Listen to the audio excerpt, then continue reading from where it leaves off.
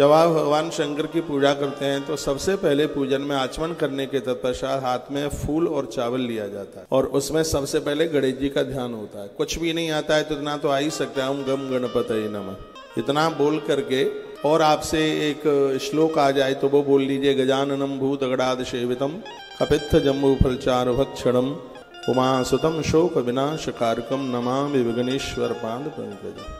यह बोल करके गणेश जी की आप पूजा कर रहे हैं तो गणेश जी को अमरूद बहुत ज्यादा स्वादिष्ट लगता है। इन फलों की भी बड़ी महिमा है। अमरूद बड़ा विशेष है।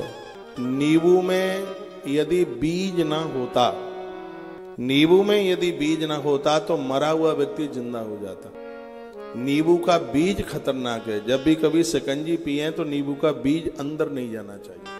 अमरूद का बीज ज्यादा प्रभावशाली है। अमरूद में यदि बीज ना होता तो मरा हुआ व्यक्ति जिंदा हो जाता। अमरूद जिसे कहीं कहीं जामफल कहते हैं, ये पेट की सभी बीमारियों को समाप्त कर देता है। भून करके यदि अमरूद खाया जाए तो पेट की गैस इत्यादि से लेकर के अंदर के तंत्र को, पित्त को मजबूत कर देता है। भगवान गणेश जी के ऊपर अमरूद चढ़ता है। विशेष रूप से जब आप पूजा में बैठते हैं तो उनके लिए, मैया जी के लिए नारंगी चढ़ती है।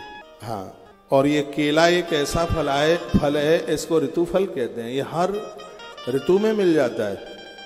इसलिए आज की कथा में आप सुनेंगे कि भगवान महादेव की पूजा में क्या क्या चढ़ाने के लिए ज्यादा विशेष है। आज की कथा तो पूरा कागज के ऊपर लिखने के लायक कथा है। और मैंने परसों आपको बोला था कि इस कथा के लिए आप एक डायरी बनाइए। भले ही आपने हमारे मुंह से पहले शिव महापुराण की कथा सुनी है, लेकिन हम ज्यादा प्रसंगों को उसको लेंगे जो हम पूर्व की कथाओं में, जिससे हम वर्णन नहीं कर पाए, क्योंकि 24,000 श्लोक हैं। ये 9 दिन में तो कथा हो नहीं पाती है। इसके लिए तो 9 महीना चाहिए।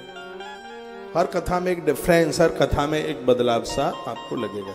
तो जैसे ही शिव भगवान के अभिषेक में आप बैठते हैं, मैंने परसों निवेदन किया है कि जन्म पत्री का ऐसा कोई भी दोष नहीं है जो भगवान शंकर के महारुद्राभिषेक करने से जो कटता ना हो। इतनी बड़ी महिमा है। रावण को जीतने में भगवान राम ने महारुद्राभिषेक ही तो किया था। गोपेश्वर का अभिषेक भगवान कृष्ण ने किया। तो कोई तो बात होगी जब देवता, प्रदोष काल में जितने भी देवता हैं वो सब भगवान शंकर का महाअभिषेक करते हैं, महारुद्राभिषेक करते हैं। ब्रह्मा तो अभिषेक करते हुए इतने पंडित हो गए बहुत बड़े। तो शिव को अपने घर में स्थान दें, और जब आप पूजन करते हैं तो सबसे पहले उसमें गणेश जी का ध्यान किया जाता है।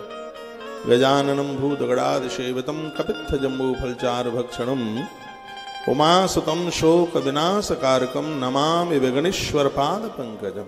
भगवान गणेश सभी विघ्नों को दूर कर देते हैं। इतना करने के बाद में फिर भगवान महादेव का ध्यान कीजिए। इसके बाद में जल चढ़ाने का नंबर आता है। तो जल भी सबसे पहले गणेश जी को चढ़ाया जाता है। उसके बाद शंकर की पिंडी के ऊपर चढ़ाइए, फिर सब देवताओं के ऊपर चढ़ाइए, फिर उसके बाद दूध दही वो सब शंकर की पिंडी से शुरू कीजिए। लेकिन जब जल चढ़ाते हैं, क्योंकि जल के देवता गणेश हैं, वो गणेश जी से ही आरंभ होता है। तो जो शिव पंचायतन में जो 5 देवता हैं जो गणेश जी हैं, वो बुद्धि को देते हैं।